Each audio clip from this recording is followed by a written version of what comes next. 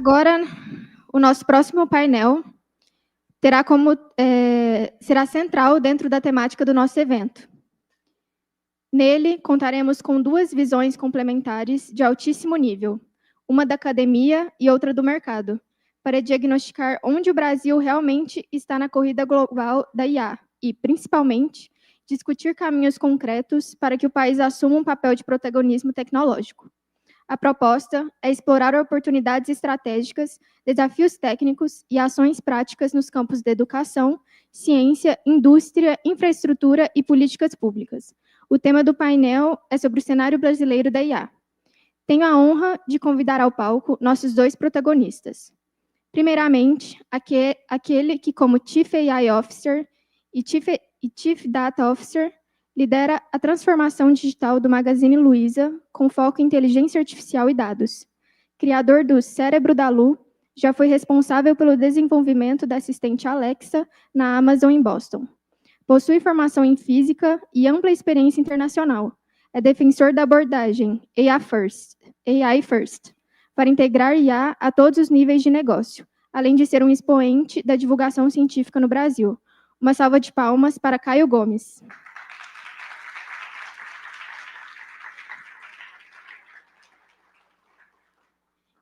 E para compor a nossa outra cadeira, temos o professor titular no Instituto de Ciências Matemáticas e de Computação da USP, que também já foi professor visitante na Universidade de Harvard, uma referência mundial em inteligência artificial na educação. Atua como presidente eleito da AI in Education Society e lidera pesquisas em IA desplugada, gamificação e políticas públicas baseadas em evidências. Além disso tudo, ainda é o professor responsável pelo Grupo Raya no ICMC e um dos principais apoiadores do grupo desde sua origem. Uma salva de palmas para o professor Seiji Zotani.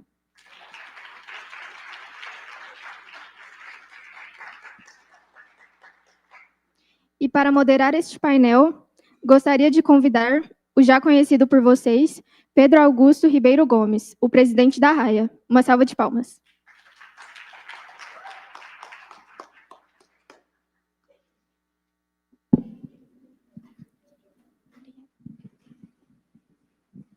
Alô, alô. Momento para teste de microfones. Alô, testando o som. Olá, olá. Maravilha. Pessoal, antes de começar o nosso painel, eu queria chamar a atenção para um detalhe que eu descobri não faz tanto tempo, mas que eu achei maneiríssimo. O Caio, ele é Chief AI Officer na Magalu, certo? Chief AI Officer é C-A-I-O. É Caio. Eu sempre falo que eu devo ser o único executivo do mundo que tem o cargo com o mesmo nome que o nome. Então, acontece. É maravilhoso. A não ser que tenha um CEO, né? Se alguém chamar CEO, aí alguns talvez, mas caramba, é maravilhoso. Enfim, vamos lá para o painel agora. Professor Seiji, Caio Gomes, muito obrigado por dividirem aqui o painel comigo. E vamos lá para a conversa que eu tenho certeza que vai ser interessantíssima. Como a Luísa mencionou, o nosso objetivo aqui é a gente dar uma analisada no presente e no futuro do cenário brasileiro em inteligência artificial. E eu acho que o nosso ponto de partida deveria ser o presente. Então, vamos começar. Caio Gomes, você hoje lidera o setor de inteligência artificial da Magalu, já trabalhou na Alexa da Amazon, já trabalhou na Booking, tem uma experiência internacional relevante e uma carreira excelente. Como você avalia que o Brasil está hoje na corrida global de IA? Sobre vários aspectos. Pode ser mão de obra, capacitada ou não, infraestrutura. É uma pergunta difícil de responder completamente. Assim, você tem que falar hora só para essa pergunta aqui. Mas uma coisa que eu acho que é importante a gente entender é a diferença do desenvolvedor. Vamos falar primeiro falar da indústria, depois a gente fala um pouco da academia. No Brasil, a gente tem um caso de muito mais pessoas que são praticantes da inteligência artificial do que pessoas que tiveram estudo formal com inteligência artificial. Então, até não muito tempo atrás, eram raras as pessoas na indústria que tinham mestrado ou doutorado. Hoje em dia começa a ficar mais comum, mas ainda não é normal. Nos Estados Unidos, na China, na Europa, quase todo o meu time, todo mundo tinha, no mínimo, mestrado, a maior parte doutorado. Então, você tem uma questão de uma capacitação formal maior. Começa por ali. E, infelizmente, assim, isso vem porque também existe uma ligação muito grande entre a indústria e a academia. Na Amazon, por exemplo, era muito comum a gente ter ligações, e a Amazon ainda faz muito isso, com a academia para desenvolver pesquisa internamente.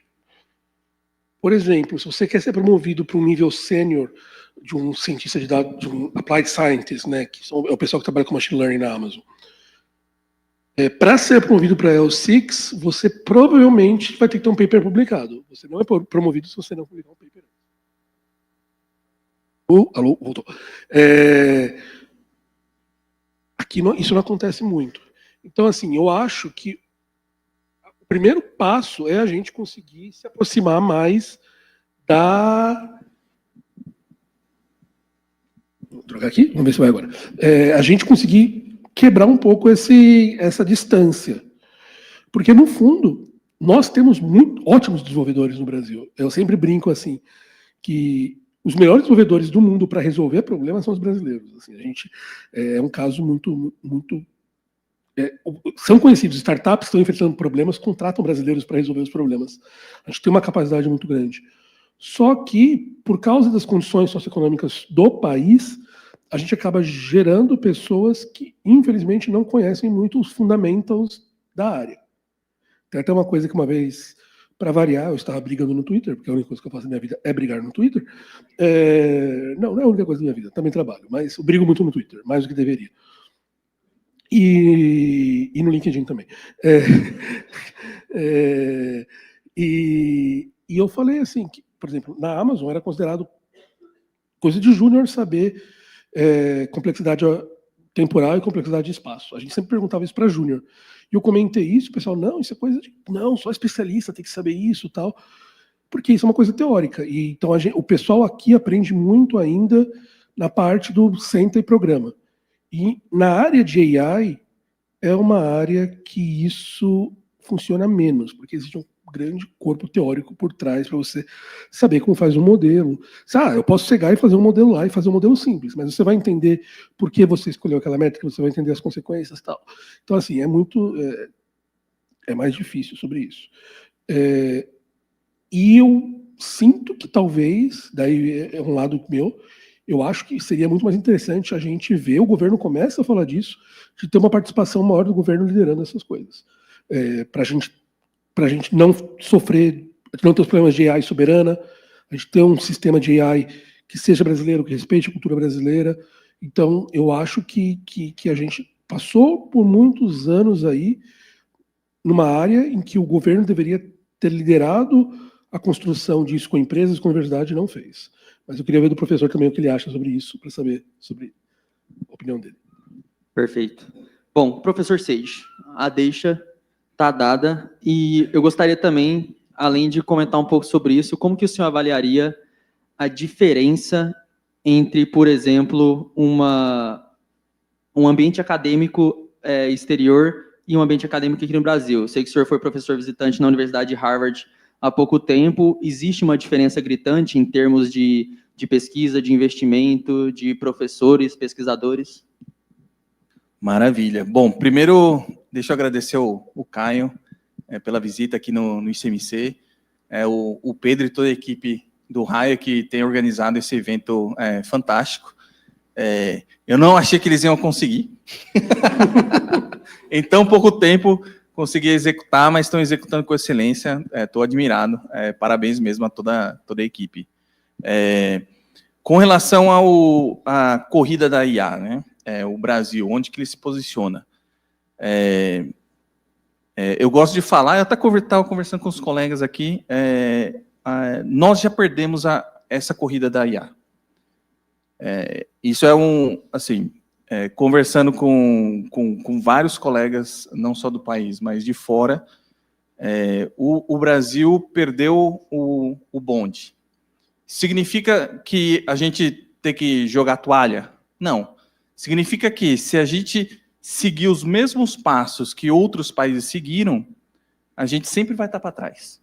A gente sempre não vai conseguir alcançar o mesmo nível. Tanto por infraestrutura instalada, então não temos infraestrutura instalada suficiente, capacidade do ponto de vista técnica, teórica, ainda está carente, estamos construindo aos poucos, mas nós não temos, e a gente não tem também as políticas públicas adequadas para fomentar a inovação. Então, esses são 3 pilares fundamentais que exigem transformações drásticas que outros países já fizeram e a gente ainda não fez. Então, esse é um grande desafio. Por outro lado, a gente pode olhar para países que conseguiram olhar para a IA com uma perspectiva diferente e se tornar superpotência em áreas específicas da inteligência artificial. Então, deixa eu dar um exemplo, eu dei um exemplo para os colegas dos Emirados Árabes, como que eles estão projetando. Então, Emirados Árabes, eles criaram o Ministério de Inteligência Artificial. E aí, o foco deles é computação quântica e inteligência artificial. Então, quando o computador quântico ficar pronto, funcionar bem, eles vão ser a superpotência nisso, porque eles já estão formando toda a estrutura, todas as pessoas para que isso aconteça. E eles têm bastante recurso para gastar para fazer isso. Coreia do Sul, em 2016, começou a pensar em inteligência artificial, redesenhando as políticas públicas, tanto para a formação de recursos humanos, desde do ensino básico até o ensino superior, onde eles remodelaram quais são os desafios que o país tem que atacar para trabalhar a inteligência artificial em conjunto. Então, tem medicina inteligente, você tem lançamento de foguetes, você tem trabalhar com desastres naturais e assim por diante. Então, eles conseguiram fazer com que esses desafios fossem utilizados como catapulta para trabalhar grandes problemas da inteligência artificial. E isso você consegue ver como produtos gerados para a sociedade, né? E aí, só para finalizar aqui, com relação a atividades de pesquisa e recursos disponíveis. Não sei se vocês sabem, mas o Brasil, do ponto de vista de produção científica, em inteligência artificial, ele está no top 20. Então, se você olhar a produção científica, o que é produzido, o impacto do trabalho em inteligência artificial do país, ele é grande. Ele é grande. O que a gente não consegue fazer é a transposição entre a publicação e a geração de conhecimento técnico que, no final, vai gerar produtos e serviços. Então, essa ponte aqui, ela ainda está frágil. E isso, os americanos sabem fazer muito bem, japoneses sabem fazer muito bem, alemães conseguem fazer muito bem, a China faz muito bem. Então, eu acho que a gente pode aprender com esses países para que a gente consiga fazer essa transposição de maneira eficiente. Perfeito. Eu gostei muito aqui, eu quero pegar um gancho agora, porque a gente chegou num ponto interessante. A gente está para trás na corrida da IA, igual o professor Seixas comentou. Talvez o governo brasileiro, o Estado brasileiro, poderia ter feito alguma coisa há algum tempo atrás, como o Caio comentou, ainda não fez. Mas, dado agora que a gente está para trás, e estamos vendo, por exemplo, Emirados Árabes, Coreia do Sul, como o professor Seixas comentou, que eles estão ali aproveitando suas singularidades, traçando algumas metas específicas, baseado também nas idiosincrasias aí dos países. No Brasil, quais seriam as alavancas que a gente poderia aproveitar para ser um diferencial no desenvolvimento da IA e fazer com que talvez a gente chegue ali um pouco perto dos primeiros colocados? Caio Gomes. Existem... a gente pode olhar esse problema de um ponto de vista unicamente teórico, então eu quero entender AI pela AI, ou a gente pode tentar olhar isso como aplicação. A gente pode olhar de outra maneira também. Eu lembro que quando eu estava entrevistando o Magalu, conversando com o Fred, com o Fatala, a gente conversou sobre isso, assim, pô, será que a gente talvez a gente não vai conseguir competir com, e é impossível a gente querer competir com uma Google, por exemplo, que colocou aí em 2024 $40 bilhões em compra de GPU, CPU. Cara, é uma quantidade de dinheiro imensurável. A Amazon colocou uma quantidade similar, Microsoft, quantidade similar. Então, assim, se você somar as três empresas, dá nas centenas de bilhões de dólares que eles investiram. Mas será que a gente consegue utilizar outras maneiras de atingir o mesmo problema? Como o professor Seiji falou, a gente não vai conseguir seguir o mesmo caminho, a gente não tem a mesma capacidade de investimento. No entanto, será que a gente consegue investir, por exemplo, em como utilizar a AI para melhorar a agricultura? Melhorar a Embrapa? A gente tem um monte de coisa ali que pode ser feito para esse lado ali. Então, a gente não precisa lutar a mesma guerra que eles, a gente pode lutar outras guerras para poder atingir os mesmos resultados similares. Então, não adianta a gente achar que a gente vai conseguir competir com esses caras. A própria China está indo por outros caminhos, né? Eles sabem que eles não podem depender, por exemplo, da NVIDIA. Eles estão desenvolvendo os chips internos, tudo isso. Eu tenho um contato muito próximo com o pessoal da Alibaba, por exemplo. Falo com eles toda semana, tudo. Então eu sei várias coisas que eles estão fazendo. Então, a gente tem que pensar em outros caminhos. E outras coisas que eu sempre fico... que eu discuto muito, discuti isso com vários diretores da Meta, da OpenAI, da Google e tal. Por exemplo, eu, pessoalmente, não acredito que o modelo atual de processamento de GenAI é factível no futuro. Eu quero dizer o seguinte, se gasta muita energia para um resultado pequeno pela quantidade de energia que se gasta. Só que nessa corrida armamentícia que a gente está vendo ali entre as Big Techs, isso nunca vai deixar de ocorrer. Então, na minha cabeça, quem vai buscar... A gente tem a chance, por exemplo, de pensar num modelo de processamento mais environmental friendly. Então,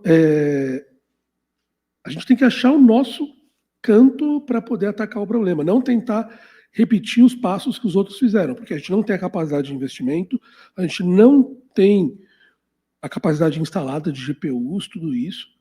Dá um exemplo para vocês. Se você for pegar um rack grande de GPUs, um rack desses que são utilizados, um rack das centenas que são utilizados no treinamento de OpenAI, não existe um data center no Brasil que suporte um rack desses. Não existe, porque você precisa de uma entrada de energia que nenhum data center tem, você precisa de um tipo de resfriamento que nenhum data center tem. Então, se a gente for seguir esse caminho, a gente realmente não vai conseguir, porque a gente vai ficar 20 anos fazendo. Então, a gente tem que achar outros caminhos para poder fazer isso funcionar. Então, esse é o caminho que eu iria. Será que a gente consegue usar isso para atacar em outras áreas que a gente tem vantagem já econômica? E a Embrapa vem fazendo isso aí há décadas muito bem. Perfeito, perfeito. Um dos caminhos ser a agricultura, eu acho que faz muito sentido. Inclusive, para quem perdeu de manhã, nosso primeiro painel do dia foi justamente com o Paulinho da Embrapa e com a Angélica sobre o tema, então vai estar salvo no nosso canal no YouTube depois. Professor Seiji, o senhor enxerga algum outro caminho para o Brasil se desenvolver com uma estratégia própria? Eu sei que o senhor trabalha com aquele projeto do AI Unplugged, que é justamente levar inteligência artificial para comunidades e locais que têm acesso a poucos recursos. Então, me pego pensando se não seria possível, por exemplo, o Brasil se desenvolver em algum tipo de IA que seriam, por exemplo, usando os smaller models, né, os modelos menores, ou talvez modelos mais específicos. O que o senhor acha? O senhor concorda? O senhor discorda?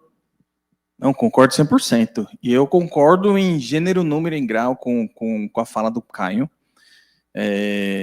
E eu acho que a gente tem duas perspectivas para olhar para ajudar o país a seguir e trilhar um caminho próspero, né? Um é você pegar e usar o que nós já temos bom, nós fazemos bem, fazer melhor ainda com IA. Então, o caso da Embrapa é um caso de sucesso fantástico do país, que, na verdade, a nossa riqueza, grande parte vem daí, né? Então, Isso é reconhecido no mundo inteiro. Do ponto de vista de energias limpas, energia hidrográfica, por exemplo, o país domina tranquilamente esse tipo de tecnologia. Poderia fazer muito mais do ponto de vista de energia, olhando a IA nesse ponto de energias limpas. E aí a gente pode pegar também o que a gente não faz bem, né? Que é essa perspectiva de você olhar, por exemplo, para a pobreza. Então, o país tem muita pobreza. Como é que a gente utiliza a inteligência artificial para reduzir essa divisão que nós temos entre pobres e ricos, ou fazer essa redução digital? Então, a gente consegue, o que o Pedro mencionou, o AI Unplugged, a proposta é o seguinte: como é que você repensa e redesenha conceitos relacionados à inteligência artificial para que você consiga utilizar em ambientes com baixíssima infraestrutura, sem internet, sem computadores, celulares de baixo custo? Como é que você faz isso?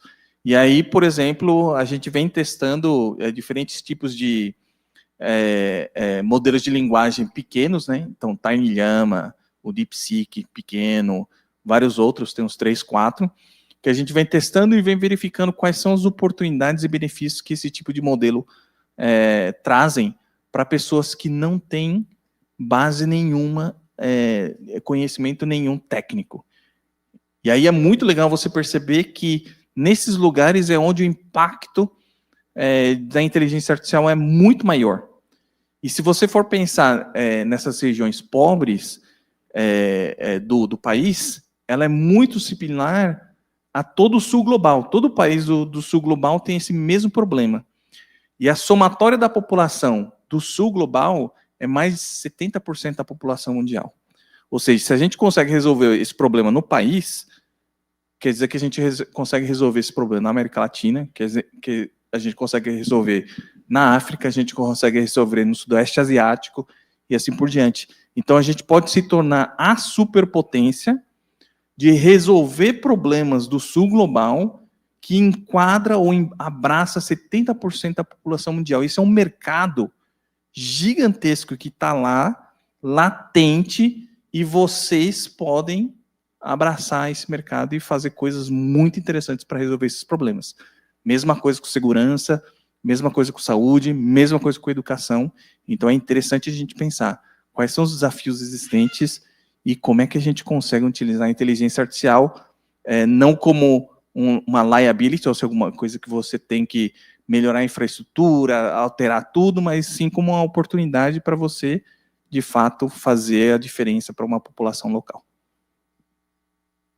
Excelente.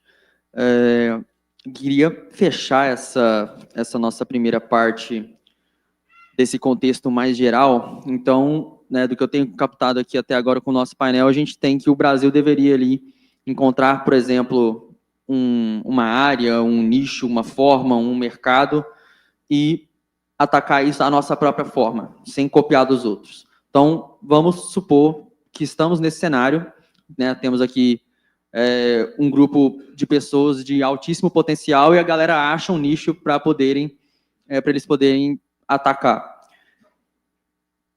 Uma pergunta até quase genérica, mas assim, o que é preciso para resolver, para viabilizar essas soluções ou essas iniciativas, né? Então, especificando um pouco mais, fiquem à vontade para escolher, mas assim, um investimento estratégico, uma política pública, quais vocês acham que seriam ali alguns pontos-chave que o Brasil precisaria, seja a nível de governo, a nível de cultura, a nível de sociedade, para que a gente pudesse aí fazer essa virada de chave e passar a exportar, tecnologia, por exemplo, para o sul global, igual o professor Seixas falou, ao invés de continuar apenas ali como um importador?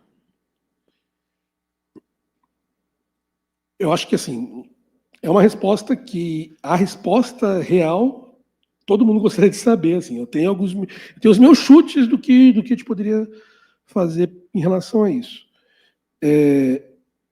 Eu acho que a gente precisa estimular, achar alguma maneira de estimular com que pessoas e empresas possam se dedicar a esse tipo de problema.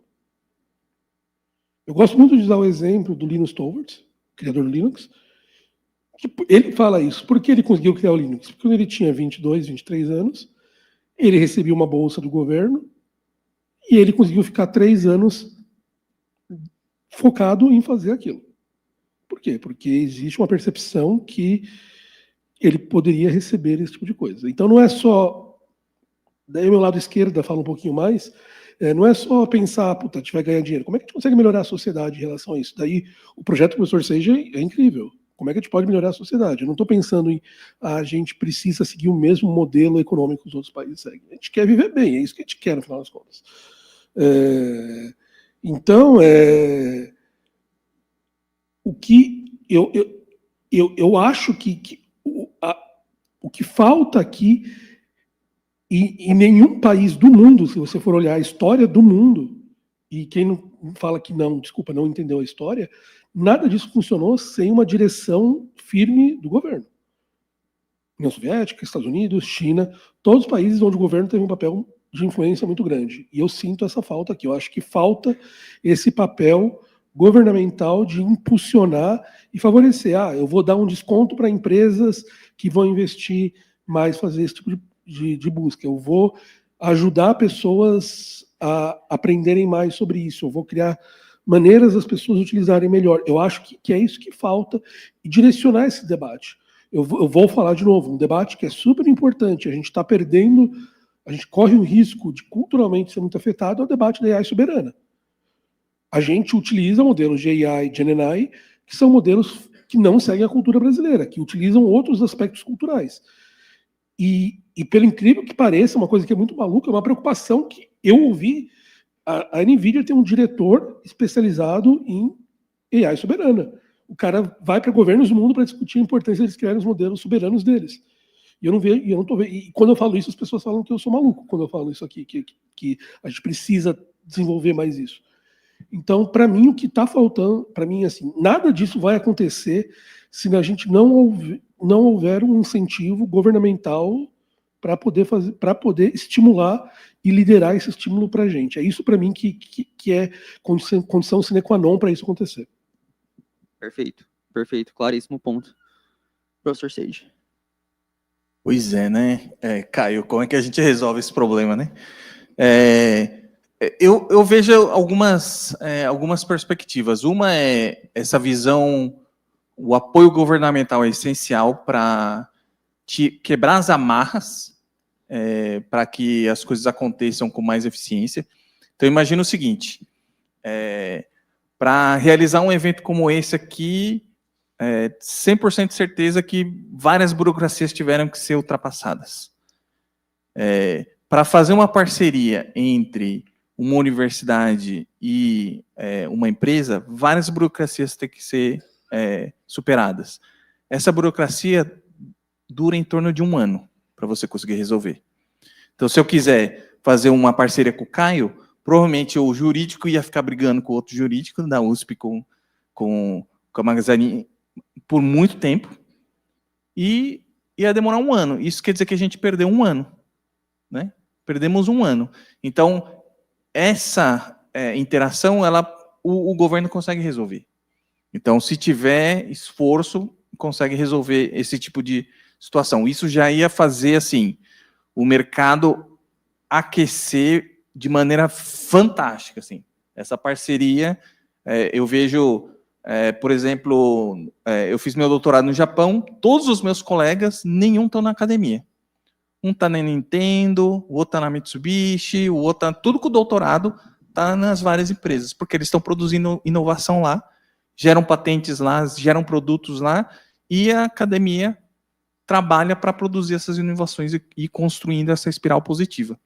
Então, a gente poderia criar esse ambiente. O outro é a gente atacar problemas inerentes da nossa sociedade para que a gente consiga ter a tranquilidade para trabalhar em pontos chaves. Então, um exemplo básico é segurança.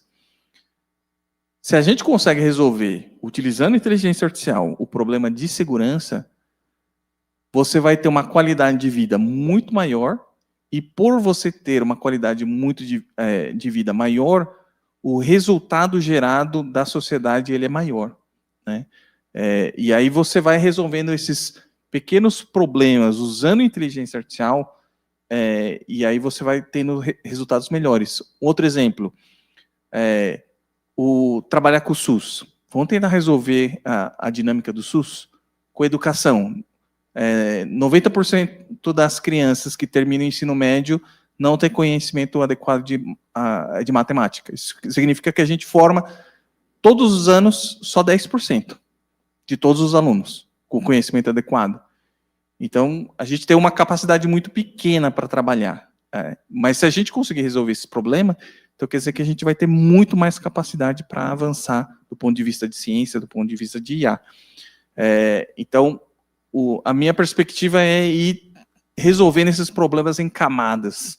E aí, a gente atacando essas camadas, a gente consegue resolver esse problema. Quem está fazendo isso é El Salvador. Então, El Salvador era o país mais perigoso da América Latina. E aí teve que vir quase um cara meio estranho. Um ditador. Um cara meio estranho, falar assim, cara, esse problema de crime aqui tem que ser resolvido. E aí ele se propôs a resolveu o problema do jeito dele, mas resolveu. Então, a gente está trabalhando com um projeto lá em El Salvador, você consegue andar na rua e as pessoas estão felizes andando na rua. Você anda feliz na rua? Por quê? Eles passaram tanto tempo em opressão que andar na rua é sinônimo de você ter liberdade, você estar feliz naquele ambiente. Então, assim, não vamos fazer igual, mas a gente pode atacar o problema para que a nossa sociedade consiga fazer esse salto. Desculpa a resposta longa. Eu estou adorando, se quiser continuar. Não, tranquilo. Deixa o Caio falar. Perfeito. Bom, pessoal, acho que, na verdade, essa primeira parte é um tópico interessantíssimo, mas eu queria cobrir mais algumas coisinhas aqui com vocês no nosso painel. Então, falando agora um pouco mais da parte prática, um pouco mais de tecnicidade. Nos últimos anos, a gente tem visto muito avanço na parte de grandes modelos de linguagem. Agora, uma palavra que está bem em voga, né, são os Foundation Models. E aí eu queria saber, aqui em contextos separados, né, o Caio na Magalu, o professor Seiji com projetos de pesquisa em área da educação no mundo todo. Quais são as limitações e dificuldades que vocês encontram? Isso, assim, a nível de modelo, a nível de dado, né, como, por exemplo, tem o problema da IA soberana, o problema das IA serem todas treinadas ali majoritariamente em inglês. É difícil adaptar IA para contexto brasileiro? Quais são as dificuldades enfrentadas quando vocês colocam elas no campo ali da vida real?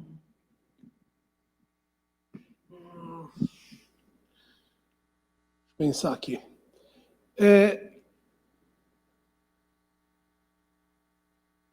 Eu tenho uma posição muito parecida com a do Yann LeCun, né? Eu não acredito que a gente está próximo de uma inteligência geral, nada disso. Eu não acredito que LLM são o caminho correto para a gente poder chegar lá. Tudo que eu estudei na minha vida me leva a acreditar isso. Mas, olhando desse aspecto da resolução de problemas que a gente tem no dia a dia,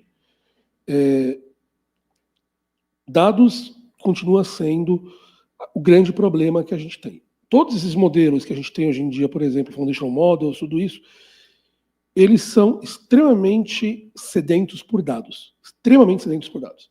Então, o próprio William, que é um dos fundadores do OpenAI, falou no evento no final de 2024, falou, gente, a gente já usou todos os dados disponíveis na internet para treinar o OpenAI. Não existe mais dado disponível público na internet. Tudo que era livre a gente já usou.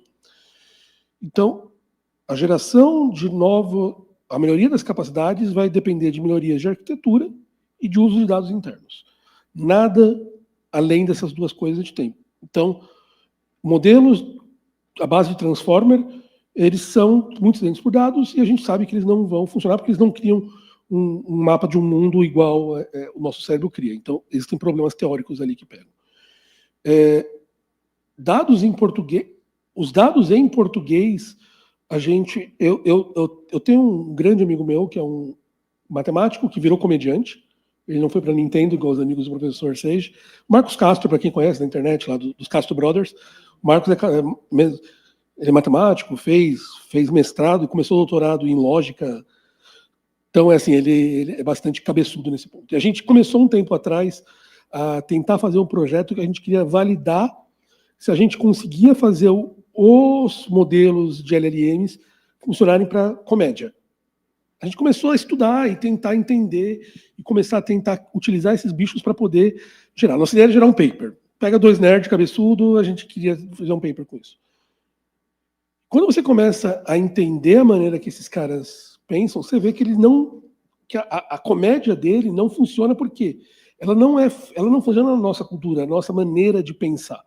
E quando você olha, por exemplo, a quantidade de dados que são utilizados no treinamento dos modelos, você vai ver que eles funcionam muito melhor em inglês e chinês e muito mal em português e outras línguas menores, né? Não são menores, mas que não tem essa participação.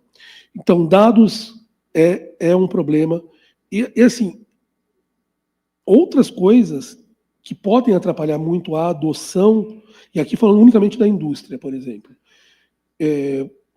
a compreensão da importância de como se resolver os problemas, tudo isso, falta muito ainda. Assim, quando eu vejo em outras empresas, as pessoas não sabem como usar isso, não sabem como resolver o problema, não entendem. Você vai ver que a maior parte das pessoas acham que o ChatGPT serve para fazer um chatbot, só isso.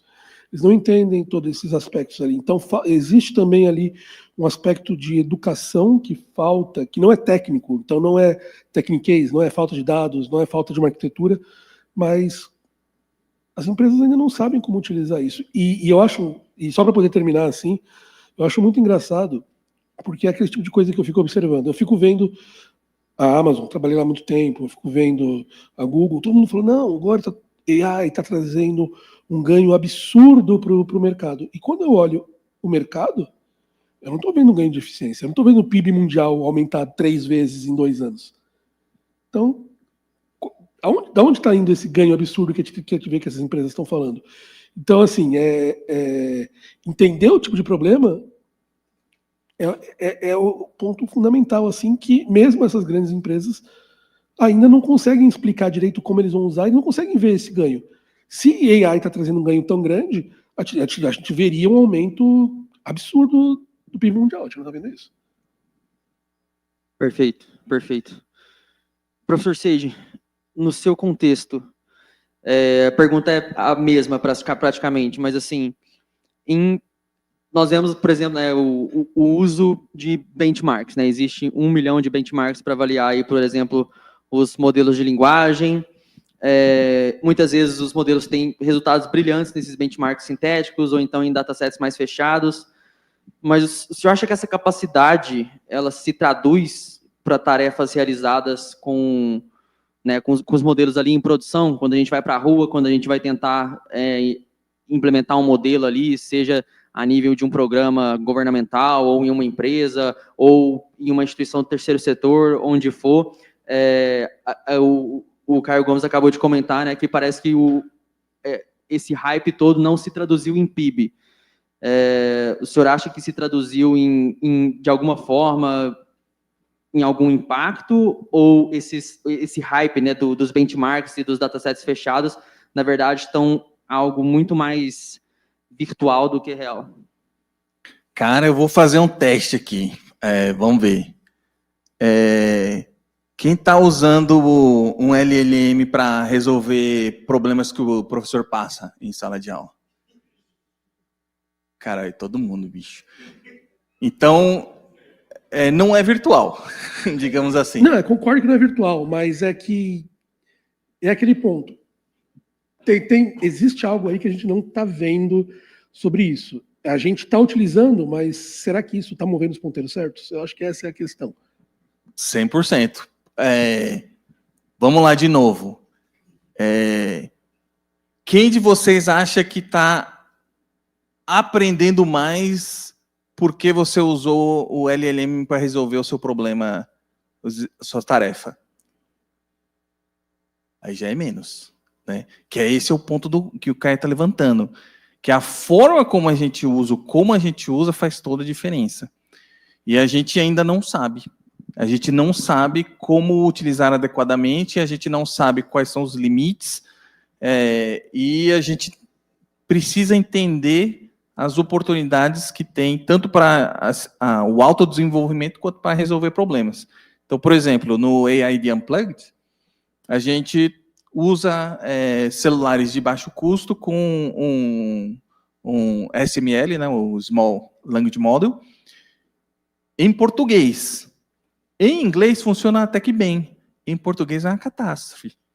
Porque ele começa a inventar palavras lá do além. Aí você fala, cara, essa palavra não existe. Mas porque a capacidade não é tão boa, então ele começa a gerar, assim, resolver o problema gerando palavra aleatória.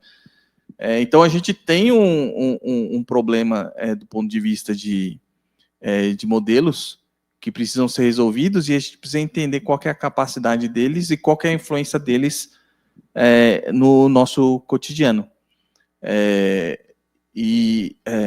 Eu gosto de falar assim, muitas das tecnologias de Transformers e outras associadas, elas foram criadas no contexto, como se diz, ocidental, América do Norte e Europa, e a China é um efeito colateral ali por trás, né? O nosso contexto aqui, ele, assim, é 5%. E se você olhar os dados que esses modelos são treinados, é em torno de 5% é o resto do mundo. Então, você tem Brasil, Europa, o resto do mundo é 5%.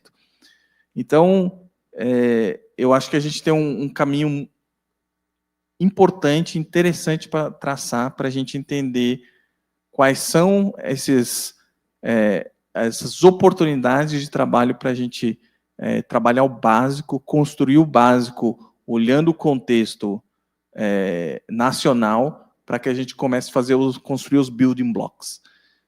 Esse das piadas eu nunca pensei, mas, cara, o nosso humor é totalmente diferente do humor americano. Totalmente diferente. E eu nunca testei, eu acho que é muito legal. Não funciona, não funciona. É triste, é triste. Cara, é muito interessante pensar. Quais são os outros... dá para até escrever um paper disso, né? Era a ideia. A gente quer fazer isso ainda. Cara, quer entrar com o coautor também? A gente faz 3 aí. Ó. Cara, quais são os limites da IA do ponto de vista cultural ali? Onde que ela chega, onde que ela não chega e onde que ela atrapalha, né? Então é muito, muito interessante. Então são oportunidades que a gente pode pensar para trabalhar, evoluir essas tecnologias para que a gente consiga utilizar de maneira adequada no nosso país. Perfeito. Fico pensando até se não seria quase que um threshold, né, um benchmark. A partir do momento que as piadas em português ficam boas, talvez os LLMs estão bons para as outras coisas também, né? O nosso tempo está acabando e eu queria fazer mais algumas perguntas, mas ao invés disso eu vou resumir para ter só mais uma rodada de cada um dos nossos palestrantes, e eu quero colocar aqui em pauta o tema, né, o tópico aqui de educação. Então, IA e educação, aí eu vou dar uma contextualizada, mas vou deixar genérico, então, por favor, fiquem à vontade aí para pegar o subtópico específico que vocês julgarem mais importante ou mais interessante, mas basicamente coisas em que a gente poderia estar interessado. 1. A IA está transformando a educação. Como a educação, né, o sistema educacional está, ou pelo menos deveria estar, se transformando para acompanhar a evolução. E 2, é bem correlacionada a pergunta, mas assim, dado esse contexto, não sei se vocês concordam com essa afirmação, mas eu já ouvi de várias fontes que agora a IA é irreversível. Então, todo e qualquer profissional vai ter contato com inteligência artificial de alguma forma.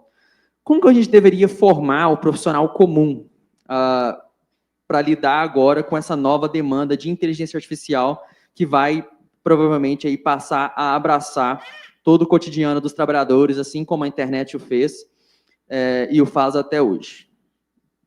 Tá. Eu vou começar pela segunda. Eu acho que todo mundo concorda que o mundo foi disruptado. gente não vai voltar para o mundo que era antes de ter o ChatGPT, antes de ter o Gemini. O mundo mudou. É igual. A pessoa que fala, não, isso não vai existir mais, é a pessoa que estava em 97 falando, a internet é uma brincadeirinha. E a pessoa que estava em 2008 falando, smartphones é uma brincadeirinha. Mudou. A gente tem que aceitar isso. A questão importante e o professor Seiji falou isso extremamente bem, como a gente faz o uso correto disso. Ainda é um ponto em aberto, mas a gente começa a ver papers que começam a indicar uma possível redução cognitiva em pessoas que usam muito AI. Porque as pessoas passam... Existem pessoas que não pensam mais. Tipo, preciso... Quem usa o X hoje em dia, você dá risada. Você vê uma notícia, o cara fala, isso é verdade? Olha a notícia, cacete, olha lá. Então é mais fácil. A pessoa tira toda a capacidade dela de pensar e passa para a máquina. Então esse é o uso errado. Mas se você usa isso para poder te ajudar, você tem uma ideia e você usa aquilo para comparar, para achar informações mais rápidos, para poder ter as suas coisas, é um assistente é uma coisa que te faz muito mais produtivo. Então, o que a gente precisa é ensinar as pessoas como se usa isso direito. Senão, a gente vai virar igual os lojistas, quebrando a máquina e em vez de entender como utilizar ela melhor. O mundo não vai voltar atrás. Eu poderia falar muito sobre a questão do sistema econômico e tal, mas, de novo, não vou esquerdar demais aqui hoje, vou tentar não demais. Mas a gente precisa aprender como usar aquilo da maneira correta. E é isso que eu sempre tento, quando eu ainda dou aula, quando eu tento falar em palestras, tudo, é falar, gente, vamos usar isso direito, não vamos também passar a utilização da máquina e passar todo o seu poder para ela. Esse eu acho que é o risco que a gente tem que ter. E no contexto educacional, a gente tem que entender que os alunos vão utilizar isso. Então, quer dizer, nenhum aluno hoje em dia não vai ter acesso a isso. Então, você pode ser radical e falar, galera, agora você só entrega o trabalho à mão, é uma solução, funciona, eu acho um pouco radical, ou você vai planejar suas aulas sabendo que que as pessoas vão ter acesso àquilo. É muito mais difícil, mas você tem que utilizar isso em mão. Sobre o uso da educação, uma coisa que eu me preocupo muito, e no pouco tempo que eu tenho livre, eu ainda fico me metendo a pensar nessas coisas, eu sempre tenho esse receio que se alguém, ou se uma pessoa que saiba o que faz, que estudou pedagogia, ou essas pessoas vão desenvolver e entender como usar AI para melhorar a educação, ou isso vai cair na mão de um tech bro do Vale do Silício que vai fazer uma besteira igual Elon Musk só faz. Então, a grande vantagem, e quando eu cheguei estava tendo a conversa do pessoal do Enem, que eu acho que eu sempre fico pensando como é que a gente pode utilizar a AI de maneira que force a pessoa a pensar e consiga se adaptar àquilo que ela faz. Eu, quando estava no colegial, olha a idade, eu adorava física, então eu me divertia com aquilo, mas eu odiava português. Mas será que existia alguma maneira de me fazer estudar de uma maneira que fosse mais apropriada da maneira que eu pensava? Meu pai, por exemplo, quando ele veio do Nordeste já adulto, e a única matéria que ele não passou foi física, por mais irônico que seja. E ele odiava física, mas ele era incrível em português, sabia muito.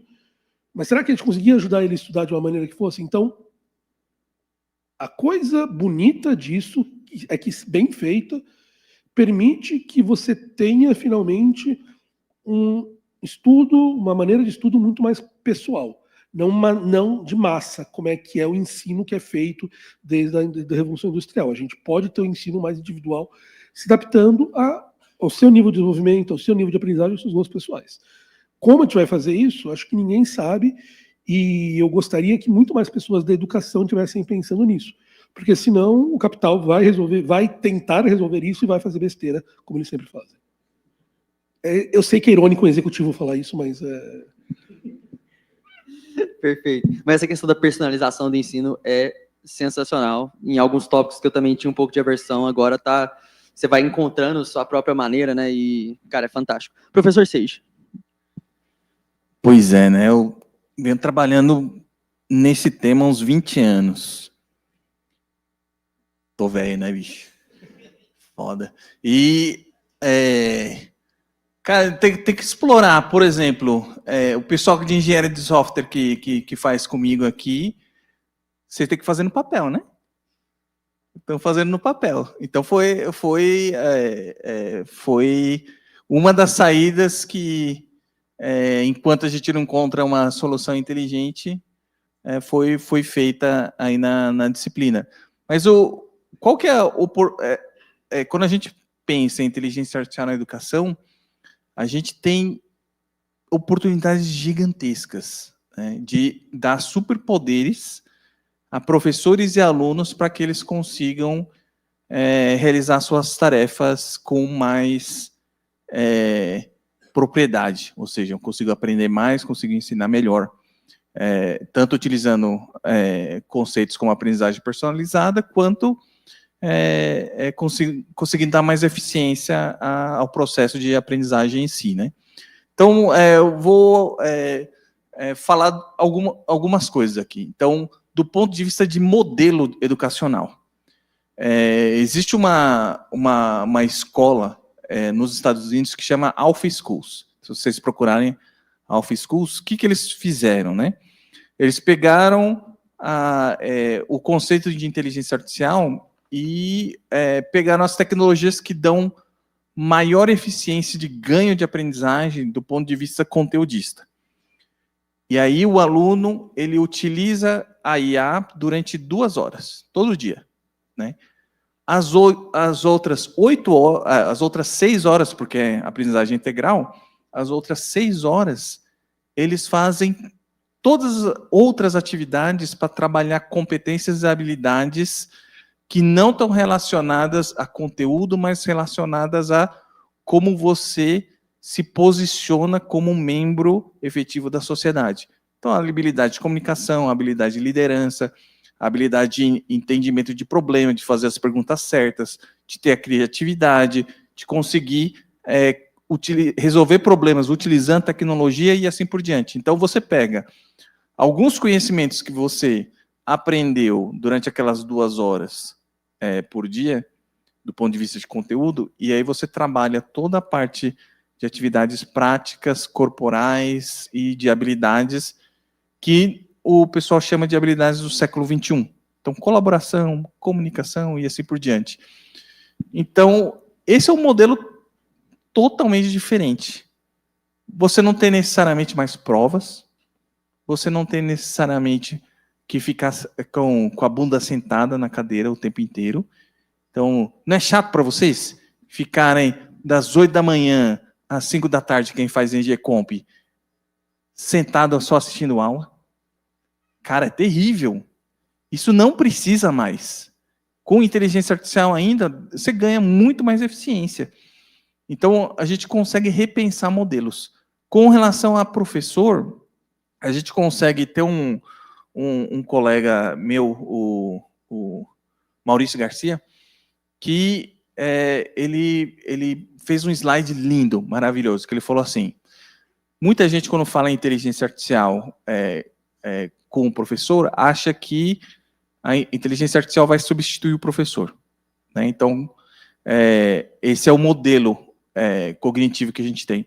Mas, na verdade, o professor ele vai ter várias IAs, e aí, no mundo de agentes, vários agentes diferentes, executando tarefas para ele. Então, você quer planejar uma aula? Pô, tem uma IA gerar plano de aula. Você quer fazer uma avaliação? Tem uma IA que gera avaliação. Você quer resolver problemas burocráticos? Você tem uma IA para resolver problemas burocráticos e assim por diante. Então, você dá superpoderes para o professor conseguir executar as suas tarefas. E aí, a última coisa que eu quero comentar é o que o Caio mencionou, né? Que é a perda de habilidades que os alunos estão tendo. Então, na academia, a gente chama isso de cognitive offload. Então, você terceiriza parte do processo cognitivo para a máquina. Ou seja, a máquina faz o processamento. E aí a pergunta é, o quão positivo e negativo isso para diferentes atividades e habilidades nossas. Então, na minha época, provavelmente na época do Caio também, para a gente se deslocar de uma cidade A para uma cidade B, a gente tinha um livro de mapa, né? E a gente abria o livro, e aí você tinha que decorar os caminhos e conseguir fazer a transposição entre aquele conjunto de papéis que eram em 2D para 3D. Se a gente se perdesse no caminho, você tinha que lembrar onde é que você estava para você fazer o desvio correto. Hoje eu não consigo fazer mais isso. Hoje, se eu não tiver o Waze comigo ou um Google Maps, eu estou fodido. Vocês provavelmente também. E aí, então a gente perdeu essa capacidade cognitiva. A gente terceirizou isso para a máquina. A pergunta agora para vocês porque vocês vão viver isso, o que vocês vão deixar para a máquina para você ganhar eficiência? O que vocês vão perder de capacidade cognitiva para você ganhar eficiência? E o que você não pode perder de capacidade cognitiva, porque isso vai te tornar uma pessoa menos eficiente ou menos que consegue compreender menos o mundo. Então, onde é que está esse ponto ótimo? Eu acho que vai ser um desafio a se encontrar. O que você acha? Não, eu só ia comentar que você estava falando, e para quem é mais velho, dois exemplos idiotas. Sobre o mapa, assim, comentário rápido. Meu pai comandou o batalhão de trânsito de São Paulo por muitos anos. E ele odiava o Waze, porque ele sabia andar em São Paulo inteira de cabeça. Era inacreditável. Você falava, eu preciso ir em tal lugar. Ele, você vai tal, você vai passar tal. Ele sabia o mapa de São Paulo inteiro na cabeça dele. E ele odiava Maps, porque ele sabia andar sozinho. Mas, para quem for mais velho, vai lembrar que, porra, a gente sabia o telefone de todos os amigos de cabeça. Todos os amigos, porque você não tinha agenda. Você sabia de todo mundo. Eu lembro até hoje, meu primeiro telefone de casa é 548-7395, telefone da casa da minha mãe, 566-9788. Mas, cara, hoje em dia eu não sei mais, eu não sei o telefone da minha esposa, gente, eu não sei, eu preciso olhar no celular toda vez que eu vou olhar. Eu acho que termina com 5 o último dela, mas isso é uma habilidade que a gente não perdeu nenhuma capacidade importante em perder essa capacidade de decorar sobre isso. A preocupação que se tem do Cognitive Offloading com a capacidade maior dessas máquinas pensarem, existe o risco da gente perder uma capacidade importante que faz a compreensão do mundo. E a verdade ninguém sabe. Ninguém sabe se vai acontecer ou não. Mas é uma preocupação que se tem muito na academia. Então, é por isso que é muito comum se ver nas discussões de educação o uso correto do AI, não o uso incorreto. É esse o ponto. Maravilha, 100% de acordo, 100%. É um desafio gigantesco. Vocês estão passando e não estão nem percebendo, né? Porque vocês estão terceirizando muitas atividades para IA, e a pergunta é o que você está ganhando com isso, né? Ganhar só nota não adianta muita coisa para você no dia que você for ser entrevistado pelo Caio, ele vai pegar você assim de calça curta, ferrou, meu amigo. Então, a pergunta é o que você está ganhando de fato terceirizando essa atividade. Se você tem ganhos de aprendizagem, fantástico, continue. Se você sente que você só está ganhando nota ou tempo, ou só tempo, aí você pode começar a ficar um pouquinho preocupado, porque talvez você esteja perdendo mais do que você imagina que você está perdendo. E só para terminar nesse ponto, eu até falei isso outro dia no LinkedIn. Aprender é difícil, não importa a máquina que você seja, aprender é difícil. Então, assim, ela vai te ajudar tudo, mas aprender é difícil. Você vai demorar tempo para aprender. E tem gente que acha que, não, eu aprendo isso agora em 10 minutos. Você não vai aprender. Aprender é difícil, demora tempo até entrar na cachola aqui. Então isso não vai mudar, vai ficar mais fácil. Você vai se preocupar naquilo que você gosta, vai mudar a maneira para a melhor maneira do seu cérebro. Mas ainda vai ser difícil, sempre vai ser difícil, porque é difícil mudar a maneira que a nossa cognição funciona. Perfeito. Pessoal, muito obrigado. Devido ao tempo, a gente vai abrir rapidinho para 2 perguntinhas da plateia. Então, quem quiser fazer as perguntas, já vi perguntas, várias perguntas. Se você quiser pegar aqui.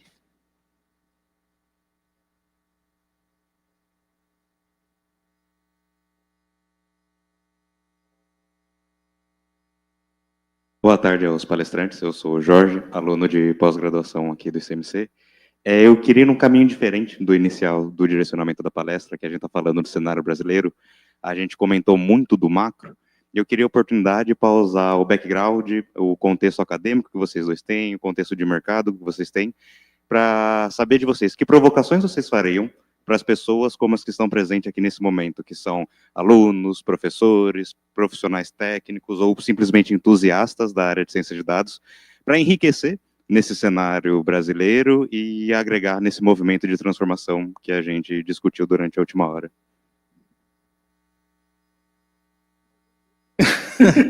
Pô, deixou mais difícil para mim aí.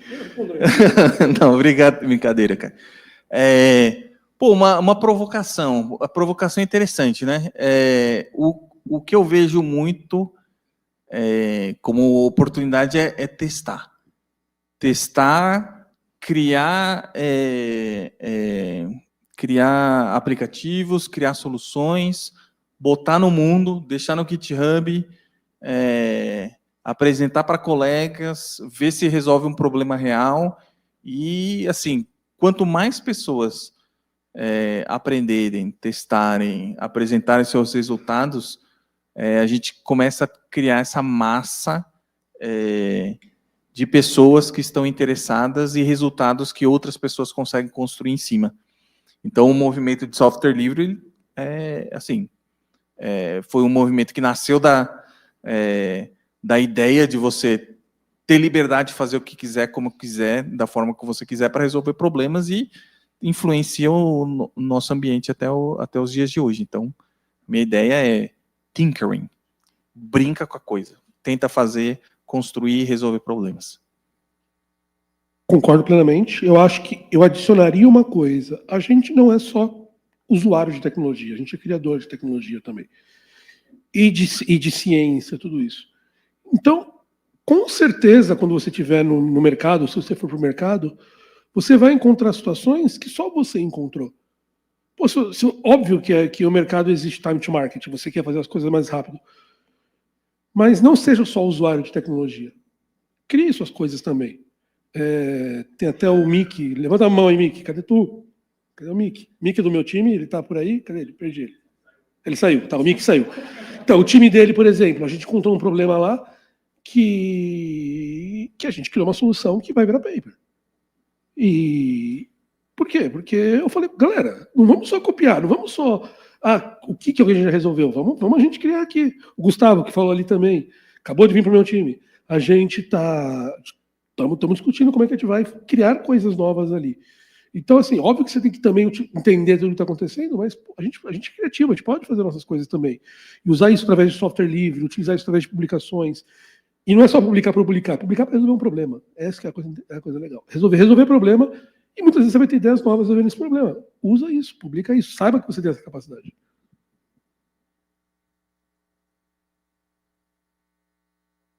Obrigado, Seiji e Caio, pela conversa aqui. É muito bacana. Vocês falaram sobre a importância, talvez a preocupação de se preocupar com IA soberana, por outro lado, sobre os problemas educacionais do Brasil e também da importância, né, de pensar em educação. E aí, pensando, né, numa junção disso tudo, o que vocês acham do potencial de IA na educação? Acham que é uma possibilidade de investimento do Brasil, talvez como na agricultura? Queria que vocês falassem um pouco sobre isso. Obrigado. Como você começou a última, eu começo essa. Eu vou pegar essa aqui, também é difícil. Eu acho que não é uma escolha. Não é uma escolha, a gente pode ou não utilizar. O mundo é assim agora. A gente vai ter que utilizar isso.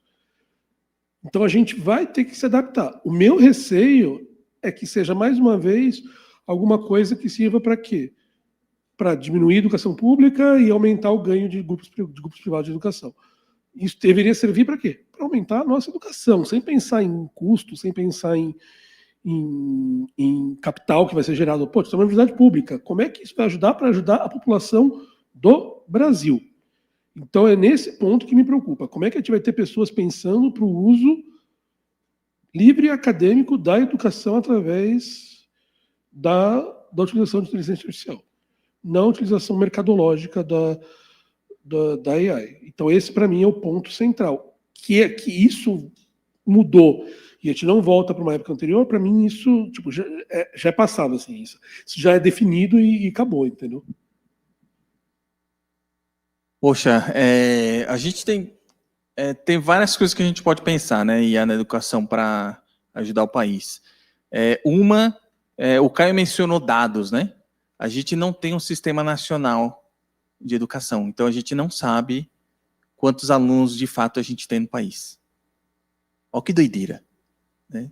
Então quer dizer que a gente cria uma política pública sem saber quantos alunos nós temos. E é muito engraçado que a minha equipe trabalha no PNLD, o Plano Nacional do Livro Didático. Se você foi aluno da escola pública, muito possivelmente você recebeu o conjunto de livros que foram comprados pelo governo federal, pelo programa PNLD. 40 milhões de alunos atendidos, mais de 2 bilhões por ano em compra de livros, e a gente tem uma ineficiência, ou seja, uma perda de mais ou menos 15%. E aí, então, 15% significa que são algumas centenas de milhões que você tem de perda, porque você não sabe quantos alunos tem uma determinada região, então você manda X livros para lá, e aí você descobre que você mandou pouco livro, e aí você tem que fazer outra compra para mandar de novo. E aí tem lugar que você mandou livro demais, então sobrou livro, então você tem que fazer a dança das cadeiras, começar a distribuir livro para tudo quanto é lugar do país. Então essa ineficiência, por exemplo, utilizando IA, só com o machine learning padrão, foi um ganho de eficiência ano passado foram 63 milhões de reais, salvos dos cofres públicos, porque a gente usou IA. Então, essas coisas são muito interessantes que a gente pode utilizar a inteligência artificial em várias esferas da educação, e a gente vai ganhando eficiência e aumentando a oportunidade para você aplicar recursos de fato para apoiar a aprendizagem. Então, tem um monte de coisa para conversar nessa área, né? Mas eu vou ficar por aqui, senão a gente fica até amanhã conversando. Quem quiser saber mais aí sobre IA na educação, aí conversa comigo, conversa com o Caio, que a gente tem várias coisas interessantes, acho, para conversar e compartilhar com vocês. Pessoal, infelizmente, deu o nosso tempo, a gente vai precisar prosseguir com a nossa programação, mas eu queria pedir uma calorosa salva de palmas aqui, Seiji Zotani e Caio Gomes.